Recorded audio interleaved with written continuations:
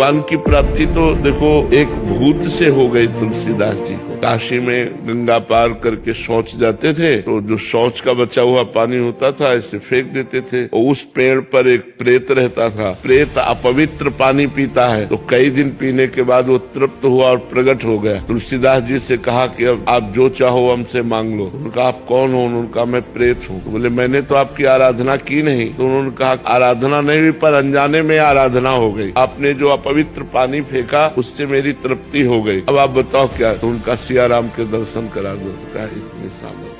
हमारी इतनी सामर्थ्य नहीं है कि मैं सिया राम के दर्शन करा दूं। उपाय बता सकता हूँ, उपाय से पक्का सिया राम के दर्शन हो जाएंगे। तो उनका बताओ। तो बोले तुलसी घाट में जब रामचरित्र का गायन किया जाता है, भगवान की कथा होती है, उस समय महावीर परम महाभागवत बजरंगबली हनुमान जी महाराज आते हैं। उनके चरण पकड़ लो, वो सिया राम जी के दर्शन करा देंगे। तो उनका हम पहचानेंगे कैसे? बोले सबसे पहले आते हैं और सबसे बाद के जाते हैं और मलिन वस्त्र होता है, वृद्ध स्वरूप होता है। तुलसीदास जी उस दिन गए तो जे ही कथा शुरू तो सबसे पहले आकर हनुमान जी महाराज बैठ गए। मलिन कपड़ा पहने ऐसे वृद्ध रूप में तुलसीदास जी दृष्टि रखते हैं। और जब सब चले गए तो हम प्रणाम करके जो ही चले सो पीछे लगे तो भागे हो। तो तुलसी घाट से लेकर संकट मोचन जो काशी के हैं वहाँ तक हनुमान जी भागे। तुलसीदास जी जाके चरण पकड़ लिए। उनका क्या चाहते हैं? तो उनका प्रभु इतने दिन हो गए भजन करते हुए, मैं अपने प्रभु को देखना चाहता हूँ, कैसे है मेरे सिया राम जी। तो उनका यहाँ काशी में नहीं चित्रकूट में चलो। तो फिर हनुमान जी की कृपा से